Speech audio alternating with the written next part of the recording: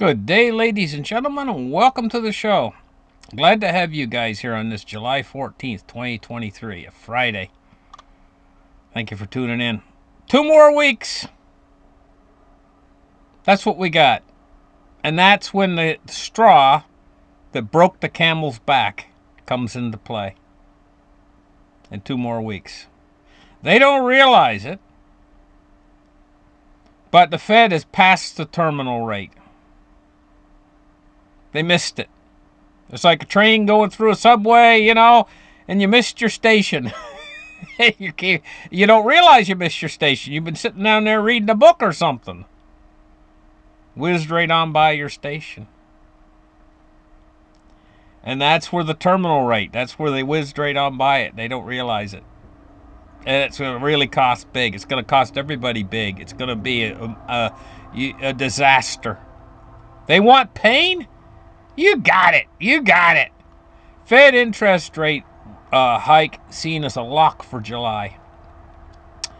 It says the Federal Reserve likely raise its benchmark interest rate later this month to 5.25 to 5.5 range. Traders are betting on it Friday, even as they priced in slightly lower chance of any further increase after a government. Oh, there's not going to be any further increase. You ever heard the old saying of the straw that broke the camel's back? There ain't going to be any more rate increases. This is what's going to break the camel's back. Right here. This last hike rate. Interest rates are oh so sensitive. We're going to talk about a couple of things, how sensitive interest rates are. And also, we're going to talk about what's happening right now out there with the producer price index and the CPI rate, consumer price index. Take a look here. This behind my head is the producer price index on all commodities. It's dropping rather quickly. But, we're going to compare it right now to the CPI. Now, what I wanted to show you guys right here with the CPI is right here on the tail end. This was the 2008 crisis right here. And you see how we went up and up and up and up in 2008. I wonder if I can expand this page. I don't know if I can. But we went up and up and up and up right here. And then we crossed down and we crossed the line into deflation.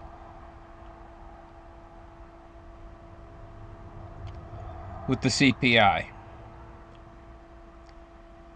Well, right now, look at the size of this mountain. It's much bigger, much bigger. This was pushed up from all of the amount of printing that they did during COVID. They pushed to see the big mountain on the end here. Look at the size of the thing. It's Mount Everest they created. But the thing about it is in these kind of charting things like CPI and these charts in particular, they have a certain amount of what I call elasticity. In other words, the cure for low prices is high prices. The cure for high prices is low prices. It's elasticity in markets.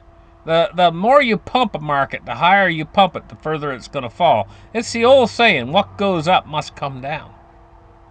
And I kind of think of it as elasticity. It's like markets are like a rubber band. Now, when that's at equilibrium with a rubber band, there's no pressure on the rubber band. Say it's sitting on your desk, the rubber band. There's no pressure on it whatsoever. It's just laying there. It's not revealing its elasticity.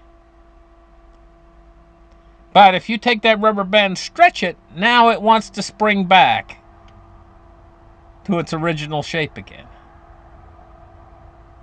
Well, that's the way with these markets. You will find an equilibrium to the market. And that's like a cross-section of all this time. Like from the start here, this here, to the end of this, it represents time. An equilibrium would be the median here, or where it finds its equilibrium, the market. Now, when you push it too high or you push it too low, it wants to go back to that, like the elastic band. And so, see, that's what happened here. And look at the size of this mountain that they created by all that money printing. Well, now they're withdrawing the money that they printed from the system.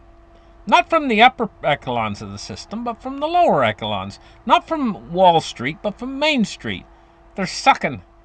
Do you hear you hear a sucking sound? That's them. And they're sucking the money. They're hoovering it right out of your wallets. Do you notice how in the last few months it's getting hard a little bit? You don't have as much discretionary income anymore? Or maybe it's all evaporated completely, and maybe you're having a hard time putting two bills together? That's the sucking sound that the Fed's doing to you right now.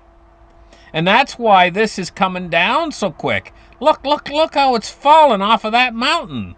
Let's change the complexion here just a little bit. Okay, hold on. Where is it? This one. Let's spread this out a little bit.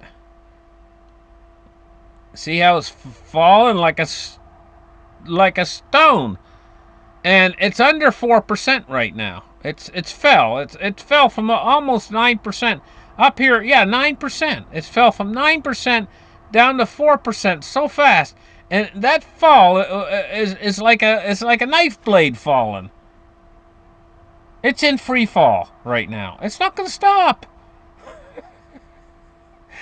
And now they're going to add. Now you have to understand something else too here coming into play. Is the Fed, there's always a lag on effect of these cuts that they made. So they make all these cuts and it takes time for them to bleed out. It's just not an instantaneous thing. So we're going to start to feel the effects of the cuts starting now. The cuts they made back then. You see what I mean? And now they're going to do more? With interest rates so sensitive? So what I'm getting at and what I'm focusing on here for you guys is we are free falling toward deflation right now. And we're really probably around 3% or maybe under right now, because these charts are always lagging indicators. And it's not very far when you're under 3%. It's not very, and you fell from 9% just that quick. I mean, it's just a couple months ago we were at 9%. And now we're like at probably 3% and falling. It's 3, 2, 1. It's not too hard to do. It's just like bing, bing, bang. Then that last 3, 2, 1. 0, under 0, -1, -2. It's just like nothing from here. In other words, it's like the old joke, you know. tell you the joke. There's two guys that jumped from an airplane. One guy, you know, I mean, he was a little bit slow. I'll call it slow, you know. So two guys, they jumped from an airplane. They got their parachutes, you know. And as they're free falling toward the ground, you know, he yells down at the guy that's slow. He yells down at him, "Open your parachute!" And the guy's free falling from the ground with a big smile on his face, you know. He says, "No, not yet." He says, "Just time." So he gets even closer to the ground. The guy yells, "Open your parachute!" And he's getting panicky now. The guy's yelling down at him. And the simpleton guy, the guy's a little bit simple in the head, you know. He yells back up at the other guy, "No, not yet. I'm fine." Even a bigger smile on his face. So then, just before he's ready to hit the ground, he yells down at him one more time to total panic, "Open your chute!" And the guy looks up at him calmly and says, "I can jump from here." So, I mean, this is the way we're going here with this thing. This is on the move. This is heading towards disaster. And the Fed sort of knows it. We're in free fall toward deflation right now. Absolute free fall. with CPI. And we're going to feel it because this is going to be a sudden shock to the system. Fed set. Do they really know what they're doing? Maybe they do. Maybe they want this. Fed set to reveal pain coming in next stage of inflation fight. In other words, they're going to do it. They're going to raise the interest rates this month more than they've already done. And it hasn't even caught up with us yet, what they've already done. You know? See, this effect, it happens with... It really costs some people, dearly. People have died. With alcohol. Your stomach has a lining in the inside of your stomach to protect your stomach from acid. It's a mucus lining. People don't know that. Some people drink down a whole bunch of alcohol really quick. And they don't feel nothing. They're like, I'm not drunk. Just drank. They say, I just drank 30 ounces or whatever. I'm not drunk. I'm fine, And then they drink 30 ounces more because they think they feel fine. But what happened is their stomach's full of alcohol. And this lining of mucus is protecting and not allowing the alcohol to go into the bloodstream. It takes a little while to make its way through that mucus. It's a delayed effect, in other words. And this is exactly what we're facing here. A delayed effect from all of these interest rate hikes is going to hammer things, and then they're going to do one more. They're going to upset the apple cart in 2 weeks, guys. In 2 weeks. Fed, and this is the pain coming in the next stage. This is the pain, and it's going to be more pain. And I'm going to tell you what, this is not going to go down well. Yeah, it's just like a kid, I mean, I remember when I was a kid, you used to give me castor. I used to give castor oil. It's like the parents saying, "Oh, we got a whole bottle full of castor oil there. Let's feed the kitty that bottle of castor oil." That should get him moving. But it's easy to say, but you did try to get it down his throat. Let's see what happens. He's gonna spit it up. And that's the way with this. The people out there, at a certain point, are going to spit this up. They ain't going to take this nonsense any longer. It's like, in one word, guys, enough. Enough. They'll hit the point where they're going to hit what we would refer to as, you've done enough. You've torn the economy apart enough. And the world has had it. And then they'll see the error of their ways suddenly, and they'll say, yeah, we're in trouble. We're in big trouble. Everything's collapsing. Now what? Reversal. Because interest rate sensitivity is a tremendous thing. The price of bonds changes in due to underlying interest rates. Bonds that are more sensitive to change in interest rates will exhibit even bigger price moves for the same change in yields. And also the real estate market. Interest rate sensitivity of public real estate. Empirical results confirm what the available literature indicated before. We find that interest rate sensitivity is stronger for firms with large fractions of short debt maturities and low occupancy rates in their property portfolios. Low occupancy rates? Well, what's happened with these commercial real estate? Half of these office buildings are empty, for crying out loud. Oh, this is a disaster in the making. Guys, this is a disaster in the making, and it's going to hit full force. So, like I say, we're talking about here a pivot, a major pivot, when only after the disaster occurs, though. And so when's the starting gate, the starting line, when's the pistol go off? The starter's pistol for all of this? Like they use in a race? When's it going to happen? 2 weeks from now when they raise interest rates the next time. This is the start of the end. because then they're going to have to do a reversal on all of this mess that they've created. And you know what's going to happen? Oh, you think that you think that you saw something in the last couple days when silver took a little pop, 50 cents, 70 cents a day. You ain't seen nothing yet. When we get those $3 days, and we get $3 day, $3 day, $3 day, $3 day, $3 day, $3 day, $3 day, we could get, as the dollar sinks, we could get 100x.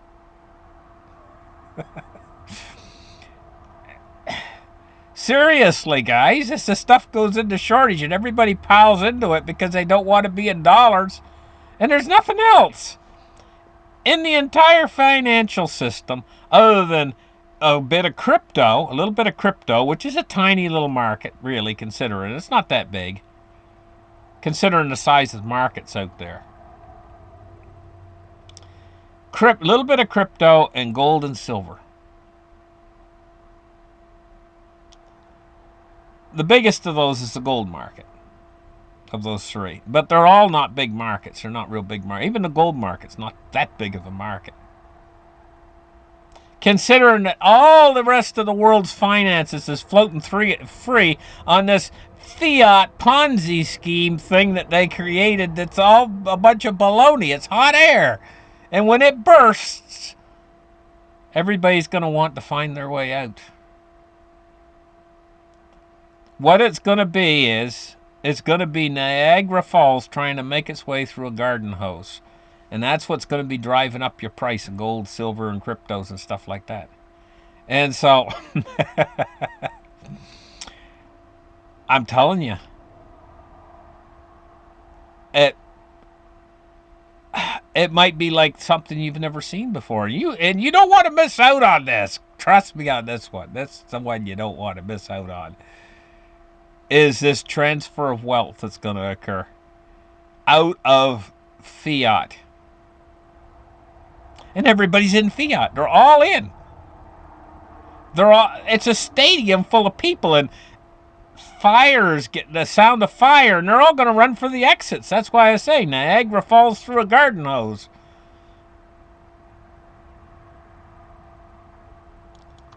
Silver price today, $24.89. Considering how everything has went up, amazingly everything's went up so much in price. I mean, I used to go camping in the old days, you know. Back in the day, I used to go camping in the campgrounds, and it used to be, I think it was $5 when I was a kid to go camping for the night. And then it was 10. You know, but back in those days, actually, I think when I was a kid, I think it was $2 or $3, if I remember right. The hotels were like $6. You know, Motel 6. $6 for a motel for the night. And motels have always been a little bit higher price than camping. Nowadays, the price of camping is like, it's like $50, $75. It's not unusual. Even $100 for one night. Everything's went up like that, except for silver. Silver price is cheaper than it was back when the Hunt brothers. When I was a kid, the Hunt brothers, they pushed the price of silver up to amazingly high because they're trying to. Why doesn't anybody do that now? They all know better. But they will. They will at a certain point, and that's when they'll all do it together, sort of thing. They'll all do it at the same time together. And that way, they won't get in trouble for trying, you know, something like that. Anyway, cryptocurrency today. Oh, I didn't do gold. I forgot to do gold. Silver's at $24.90. So it's almost $25 for silver now. And gold's at $19.59. Now, cryptocurrency today, we're looking at a Bitcoin price of $31,295. So Bitcoin's doing good. Ethereum is at $19.99. It's doing good. XRP is taking a monster of a leap. 78 cents. 47 cents You could have had it for 47 cents and now it's 78 cents. Can you imagine? You could have bought a whole swack of this stuff just about 3 days ago. And look at the profit you would have made. Nearly doubling your money. Just a couple days. Amazing, amazing. That's the profit that cryptos can make you. Seriously. But at the same time, they're riskier than gold and silver. But I don't consider the risk nothing compared to the risk you take when you buy a lottery ticket. That's almost 100% risk. With this stuff here, your risk is far less than a lottery ticket, and it's, I mean, it's a gamble too. It's like a lottery ticket. Anyway, taking a look at crude oil today is at 75.57. The Dow Jones is at 34,492 and it's up 97 points. Taking a look at bonds and rates today, we're seeing rising yields. We're looking at a U.S. 10-year at 3.79. It's up 3.4 basis points. And the U.S. 30-year at 3.9. And it's up less than 1 basis point. And taking a look at the dollar index today is at 99.82. And so the dollar's finally broke back down below 100. Thank you guys for listening to my show. Like and subscribe, and we'll catch you guys in the next episode. Have a great afternoon. Bye-bye.